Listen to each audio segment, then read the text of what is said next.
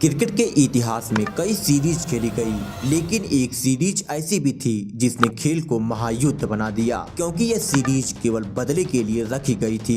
इसीलिए ब्रेटली बीच मैच में ही सचिन को ललकारने लगा। ब्रेटली की इस हरकत को देख पूरी भारतीय टीम हरकत में आई और उसके घमंड को तोड़ने के लिए इस मैच में अपनी जान झोंक दिया। तभी यह मैच एकदम रोमांचक मोड़ पर चला गया। इसी मैच से इंडिया ऑस्ट्रेलिया के बीच दुश्मनी की ऐसी दरार पैदा हुई जिसे आज तक भरा नहीं जा सका।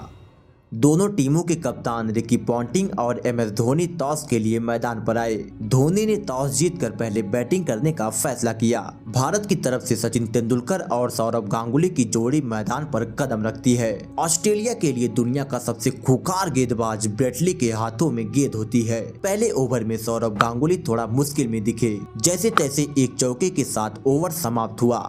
दूसरे ओवर में ब्रेकन की पहली गेंद ही सचिन के पैड पर जा लगी। कंगारुओं ने जोरदार अपील किया, लेकिन स्टीव बकनर ने आउट नहीं दिया, जिससे साफ हो गया कि आज किस्मत भी सचिन के साथ है, क्योंकि बकनर ने सचिन को कई बार गलत आउट दिया था। परंतु आज सचिन को पिच पर खड़े होने में भी दिक्कत आ रही थी, क्योंकि अगले ही ओवर में फिर से ब्रेटली सचिन को गेंद डालकर जोरदार अपील करता है, लेकिन अंपायर ने इस बार भी आउट नहीं दिया। परंतु जब रिप्ले में देखा गया तो पता चला कि गेंद बल्ले का संपर्क हुआ है। कंगारुओं का इतना ज्यादा दबाव था कि स्कोर 5 ओवर की समाप्ति पर महज 13 रन ही होता है। इसीलिए सौरव गांगुली ने स्कोरबोर्ड को चलाने के लिए अटैक करने का मन बनाया और ब्रेकन को 1 ओवर में लगातार 2 कवर ड्राइव चौका लगाया। वहीं दूसरी तरफ सचिन तेंदुलकर भी अभी भी किस्मत के सहारे पिच पर खड़े होते हैं, क्योंकि एक बार फिर से ब्रेटली की गेंद पर आउट हो गए, लेकिन अंपायर ने आउट नहीं दिया, क्योंकि जब रिप्ले में देखा गया तो दोबारा से सचिन आउट हो रहे थे। फिर उसकी अगली गेंद पर सचिन को एक और जीवनदान मिलता है। सचिन आज पूरी तरह से बेबस नजर आ रहे थे। क्रिकेट के भगवान कहे जाने वाले सचिन आज एक रनों के लिए तरस रहे थे। इसी बीच ब्रेटली ने सचिन को कहा कि कब तक ऐसे बचते रहोगे, अगले ओवर में तुमको नहीं छोड़ूंगा, जिससे बात अब आत्मसम्मान पर आ चुकी थी। तभी 10वें ओवर में गांगुली ने जॉनसन को चौका मारा। 10 ओवर की समाप्ति पर स्कोर 50 रनों के भीतर होता है, जिसके बाद गांगुली ने अपना हाथ खोला और कुछ शानदार चौके लगाए। फिर इसी चौके के साथ स्कोर भी 50 के पार पहुंच गया, जिसके बाद गांगुली अपने लय में आ गए।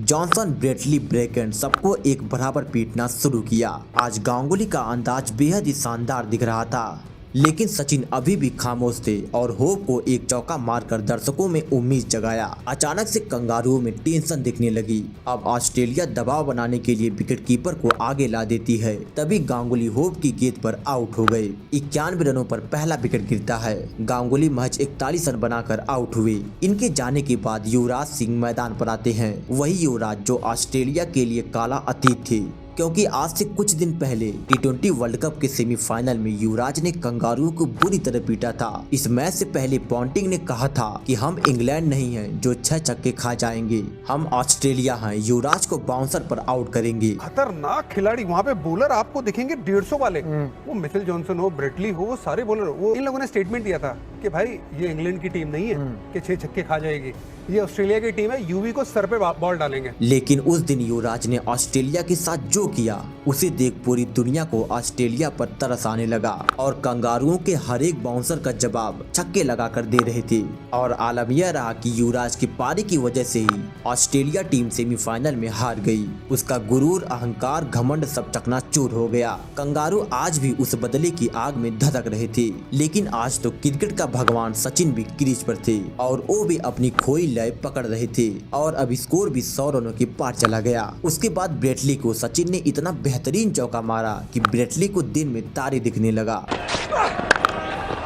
Beautifully struck, little bit of width here, and again यही कंगारू पिछले 3 वर्ल्ड कप जीतकर दुनिया में डंका पीट रहे थे, परंतु भारत के सामने एक बेबस दिखाई दे रहे थे। और ऐसा पहली बार नहीं था, ऐसा कई बार हो चुका था। भारत दुनिया की एक लौती ऐसी टीम थी जो कंगारुओं को चुनौती देती थी। अब युवराज ने भी अपना हाथ खोला और कुछ शानदार चौके लगाए, जिससे सचिन युवराज के बीच 50 रनों की पार्टनरशिप भी पूरी हो गई। 31 ओवर की समाप्ति पर स्कोर 145 रनों पर 1 विकेट होता है। यहाँ पर भारत मैच पर पूरी तरह से पकड़ बना चुका था। सचिन तेंदुलकर भी अपनी 50 पूरी कर चुके थे। यहाँ पर कंगारू शांत हो गए, क्योंकि अब सचिन अपनी पारी में तेजी लाने लगे।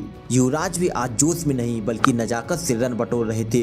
भारत के इस जज्बे को पूरी दुनिया देखती थी कि कैसे ऑस्ट्रेलिया भारत के सामने घुटने टेकते हुए नजर आते हैं। इसीलिए कंगारुओं का गुरूर अब खतरे में आ गया था और कंगारू कैसे भी करके भारतीय खिलाड़ियों को हराकर उनके कॉन्फिडेंस को तोड़ना चाहते थे, ताकि ये दोबारा से उनके सामने खड़े ही नहीं हो सके। अब इन दोनों के बीच 79 गेंदों पर 72 रनों की पार्टनरशिप भी पूरी हो चुकी थी।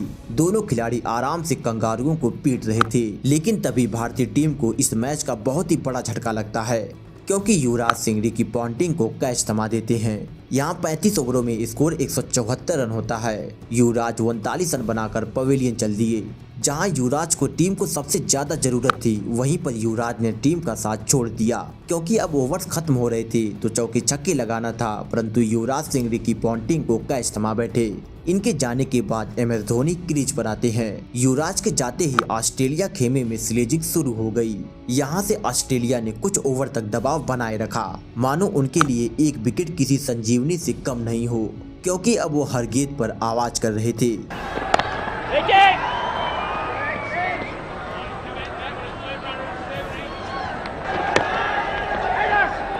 लेकिन सचिन को वो कब तक रोक सकते थे, और सचिन ने अब अपना शॉट्स खुलकर खेलना प्रारंभ किया। उनका साथ निभाने आए MS धोनी भी रनगति को तेजी से आगे बढ़ाने लगे, क्योंकि धोनी के पिटारे में बड़े शॉट्स मौजूद थे और इसी चौके के साथ स्कोर भी 200 रनों के पार पहुंच गया। अब मात्र 10 ओवरों का खेल बाकी था, तभी सचिन ने एक अपर शॉट चौका लगाया। सचिन पीछे मार रहे थे तो धोनी सामने की तरफ ठोक रहे थे। ऐसे में पॉन्टिंग सोचने पर मजबूर हो गया था कि आखिर इन दोनों की जोड़ी को कैसे तोड़ा जाए, क्योंकि सचिन और धोनी इतने खतरनाक हो गए थे कि दोनों ने मिलकर जॉनसन को इस ओवर में 3 चौके मार दिया। लेकिन तभी सचिन से बहुत ही बड़ी गलती हो गई। कंगारुओं ने LBW की अपील करी। सचिन हड़बड़ाहट में भागे और रन आउट हो गए। They go for the appeal. Will it be upheld by the umpire? Buckner is not interested. The stumps have been broken in his run out. Sachin 79 रनों की बेहतरीन पारी खेली। आज सचिन का पिच पर खड़ा रहना बेहद ही जरूरी था और सचिन ने ऐसा करके दिखाया। वो भले ही सचिन अपनी गलती से पवेलियन चले गए, लेकिन आज किस्मत उनके साथ थी, क्योंकि आज वो कई बार आउट होने से बचे थे, परंतु इस बार नहीं बच सके। सचिन के जाने के बाद अब राहुल द्रविड़ मैदान पर आते हैं और धोनी ने सिंगल डबल से स्कोर को तेजी से आगे बढ़ाया। राहुल द्रविड़ ने भी शॉट खेलना शुरू कर दिया, लेकिन ब्रेकर ने उनको यार्कर पर बोल्ड कर दिया। द्रविड़ के जाने के बाद अब रॉबिन उथप्पा मैदान पर आते हैं और आते ही एक बेहद ही शानदार झन्नाटेदार चौका लगाया। यहाँ से दोनों ने कंगारुओं को मारकर भूत बना दिया, क्योंकि ब्रेटली के एक ओवर में कई बाउंड्री लगा दिया। इन दोनों को जो काम दिया गया था उसको बखूबी निभा रहे थे। MS धोनी तो बेस्ट फिनिशर थे ही, उथप्पा भी उनका साथ बखूबी निभा रहे थे। ऐसे में अब ऑस्ट्रेलिया के लिए मुश्किलें खड़ी हो रही थी, क्योंकि अब आखिरी ओवर में इन दोनों ने मिलकर 20 रन कूट दिया। लेकिन MS धोनी ने इस पारी के आखिरी ओवर में पहला छक्का लगाया। इस तरह भारत ने ऑस्ट्रेलिया के सामने 291 रन बना दिया। धोनी ने नॉट आउट 50 रन और उथप्पा ने 30 रन बनाया। ऐसे में अब ऑस्ट्रेलिया को 292 रनों का टारगेट मिलता है। ऑस्ट्रेलिया के हौसले बुलंद थे, क्योंकि पिछला 2 मैच जीतकर सीरीज में 2-0 से आगे थी, क्योंकि उनके पास 1-2 नहीं बल्कि 11 के 11 खिलाड़ी मैच विनर हुआ करते थे। अब ऑस्ट्रेलिया पारी की शुरुआत होती है।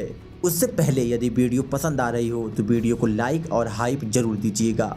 ऑस्ट्रेलिया की तरफ से मैथ्यू हेडन और एडम गिलक्रिस्ट पारी का आगाज करते हैं। उस वक्त ये जोड़ी दुनिया की सबसे खतरनाक ओपनिंग जोड़ी थी। कई टीमें इस जोड़ी को देखने के बाद तो पैंट में ही पेशाब कर दिया करती थी। वनडे को T20 की तरह खेला करते थे और इस मैच में भी ऐसा ही देखने को मिला, जब हेडन ने जहीर खान को एक शानदार चौका लगाया।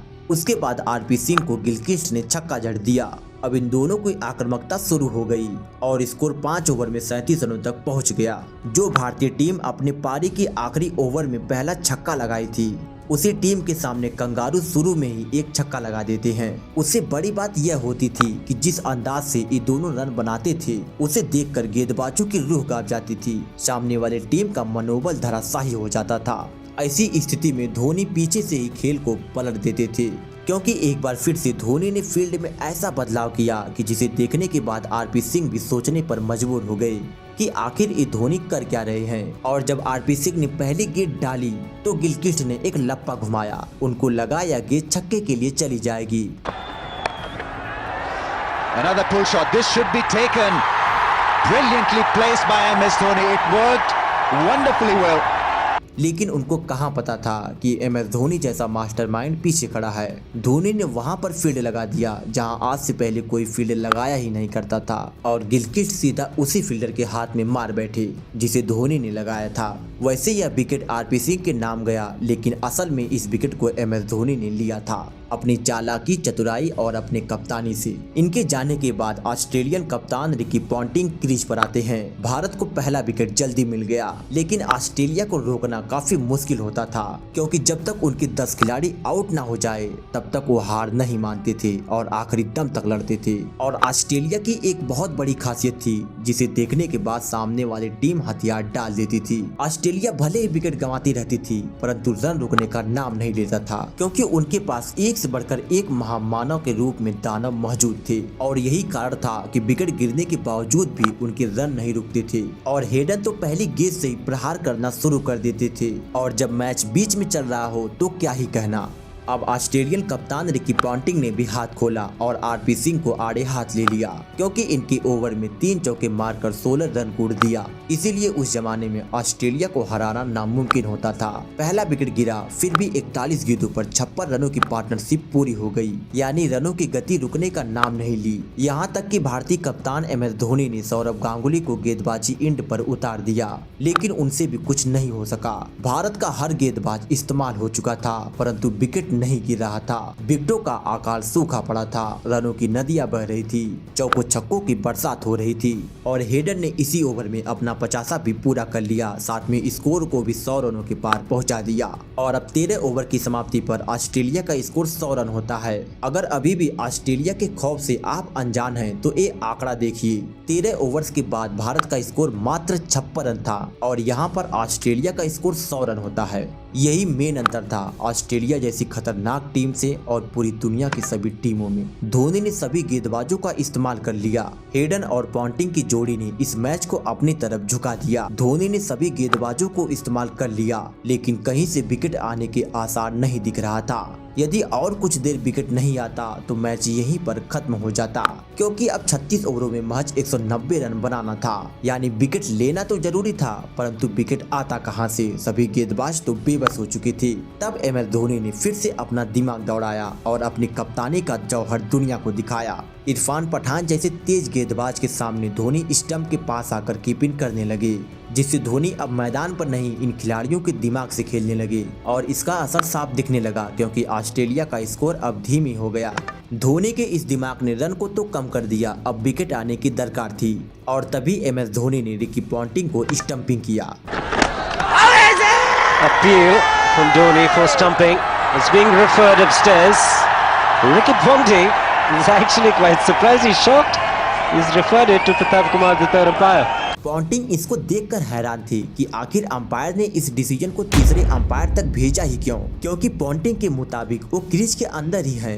तो धोनी फालतू का चिल्ला रहा है और अंपायर भी नशा करके आया है जो इस डिसीजन को थर्ड अंपायर के पास भेज दिया। लेकिन जब रिप्ले में देखा गया तो पता चला कि रिकी पॉन्टिंग क्रीज के अंदर रहते हुए भी वो आउट हो चुके हैं क्योंकि पीछे MS धोनी खड़ा था, दुनिया का सबसे बेहतरीन विकेट कीपर। रिकी पॉन्टिंग को अपने आउट होने पर विश्वास ही नहीं हो पा रहा था। पॉन्टिंग मात्र 29 रन बना सके और पवेलियन चल दिए। इनके जाने के बाद माइकल क्लार्क मैदान पर आए। क्लार्क भी आते ही एक चौका लगाते हैं, यानी मैच में कुछ भी हो लेकिन इनका एटीट्यूड कम होने का नाम नहीं लेता था और यही कंगारुओं का कॉन्फिडेंस सामने वाले टीम को ध्वस्त कर देता था। परंतु हरभजन ने क्लार्क को क्वार्टम बोल्ड कर दिया। ऑस्ट्रेलिया को 132 के स्कोर पर तीसरा झटका भी लग गया। ऐसे में यह मैच 50-50 लग रहा था, लेकिन हेडन एक तरफ से खड़े थे और उनको रोकना मुश्किल हो गया था। अब ऑस्ट्रेलिया का स्कोर 25 ओवर की समाप्ति पर 150 रन होता है और अब विकेट लेना बेहद ही जरूरी था, परंतु साइमंड ने एक छक्का मार दिया। फिर अगले ओवर में हरभजन की गेंद पर जोरदार अपील हुई, लेकिन विकेट नहीं आ सका, पर दबाव जरूर बन रहा था। भारतीय टीम इस मैच में ऐसा एक बार भी नहीं दिखी कि वो इस मैच को हार रहे हैं। भारत के युवाओं खिलाड़ियों में लड़ने का जोश जरूर था, एक्सपीरियंस नहीं था, लेकिन जज्बा उनके सर पर चढ़कर बोलता था, जो ऑस्ट्रेलिया के घमंड को मिट्टी में मिलाने के लिए काफी था।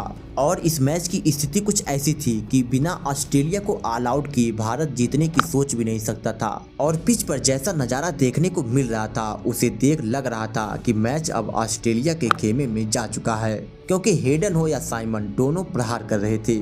लेकिन फिर से एक ट्विस्ट आया जब हेडन बड़ा शॉट खेलने के प्रयास में आउट हो गए। हेडन 92 रनों की तूफानी पारी खेली। यहाँ से 97 गेंदों पर 102 रन चाहिए था, परंतु साइमन खेल को जल्द ही खत्म करना चाहते थे और इसी दौरान वो अपनी 50 भी पूरी कर लेते हैं। जब तक साइमन क्रीज पर थे वो ऑस्ट्रेलिया के लिए वरदान थे, क्योंकि चंद गेंदों में वो मैच को कहां से कहां ले आके पटक देते। और ऐसा देखने को भी मिला, एक वक्त पर 49 गेंदों पर केवल 56 रनों की दरकार होती है। साथ में ऑस्ट्रेलिया के पास 6 विकेट बाकी था, यानी अब यह मैच पूरी तरह से कंगारुओं के हित में जा चुका था। यहाँ से कोई करिश्मा ही भारत को मैच जिता सकता था। Yeah, he likes it. MS Dhoni is absolutely convinced. और वो करिश्मा धोनी के रूप में आता है, क्योंकि धोनी के एक और शानदार स्टंपिंग ने हौज को पवेलियन का रास्ता दिखा दिया। धोनी विकेट के पीछे से जो करते थे उसे देख पूरी दुनिया हैरान हो जाती थी। और ऐसा धोनी एक बार नहीं कई बार कर चुके थे, एकदम सटीक टाइम पर गिल्लियां उड़ा देते थे। 245 के स्कोर पर ऑस्ट्रेलिया को 5वां झटका भी लग गया। हौज 17 रन बनाकर आउट हुए। ऑस्ट्रेलिया की आधी टीम डगआउट में जा चुकी थी। ऐसे में यह मैच फंसता जा रहा था, परंतु छठे विकेट के लिए दोनों के बीच 22 रनों की एक छोटी सी पार्टनरशिप हो गई, जिससे यह मैच ऑस्ट्रेलिया के खेमे में जाता दिखाई देने लगा। 47वें ओवर में आरपी सिंह ने साइमन को क्लीन बोल्ड कर दिया। Lapses in concentration from Andrew Simons. He's played a superb innings thus far. Simon केवल इस गेंद को निहारते रह गए और उस गेंद ने उनकी गिल्लियां उखाड़ दिया। इस विकेट के गिरते ही पूरे स्टेडियम में शोर मच गया। साइमन 76 रन बनाकर आउट हुए, लेकिन उसके बाद जो हुआ उसने इस मैच के मोमेंटम को पूरी तरह से भारत की झोली में ला दिया, क्योंकि साइमन के जाने के बाद भारतीय खिलाड़ियों में जोश था, तो वहीं ऑस्ट्रेलिया खेमे में पैनिक हो गई और उनके खिलाड़ी गेंद में हाथ होते हुए भी रन भाग रहे थे। Follows up with the dodge. Oh, directed. Is it gone? Yes, he's given it. Not even referred. 2 wickets in 2 balls. और आरपी सिंह ने रन आउट कर दिया।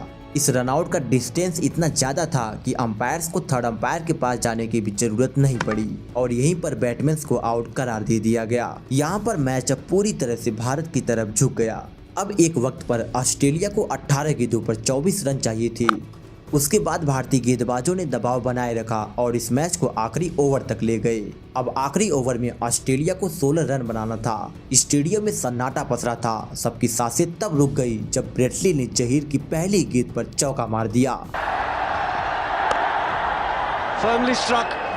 And what a way to start the over for an Australian supporter. अब यहीं पर साबित हो गया कि क्यों ऑस्ट्रेलिया पूरी दुनिया पर राज करती है। उनका गेंदबाज भी अपने बल्ले से रन बनाकर मैच जीतने के लिए लड़ रहा था और अब पता चल गया कि यह मैच किसी ऐसी वैसी टीम से नहीं है, ऑस्ट्रेलिया जैसी खूंखार टीम से है, जो टीम आखिरी दम तक हार नहीं मानेगी। और फिर तीसरी गेंद पर जहीर को रन आउट करने का मौका था, लेकिन जहीर ने जल्दबाजी में गंवा दिया। फिर उसके बाद जहीर ने इस ओवर में शानदार गेंदबाजी करी और केवल 7 रन ही खर्च किया। इसी के साथ भारतीय टीम इस मैच को 8 रनों से जीत लेती है। India have won and this has broken a long spell. यह एक ऐतिहासिक जीत थी, क्योंकि ऑस्ट्रेलिया को आखिरी बार भारत ने 2004 में हराया था। इस दौरान इंडिया ऑस्ट्रेलिया के बीच 11 मैच खेले गए, जिसमें सभी मैच में भारत को हार का मुंह देखना पड़ा। इस ऑस्ट्रेलिया के खिलाफ मैच जीतना बहुत ही बड़ी बात होती थी। इसी तरह भारत ने ऑस्ट्रेलिया के पतन की कहानी लिखनी शुरू कर दिया और उनकी बादशाहत को धीरे धीरे 2011 तक आते आते खत्म कर दिया। उस वक्त दुनिया की कोई भी टीम ऑस्ट्रेलिया के सामने टिक नहीं पाती थी और भारत एक लौती ऐसी टीम थी जो डट कर सामना करती थी और उनके नाक में दम करती थी। धोनी की शानदार बैटिंग, कीपिंग, कप्तानी के लिए मैन ऑफ द मैच का अवार्ड दिया गया।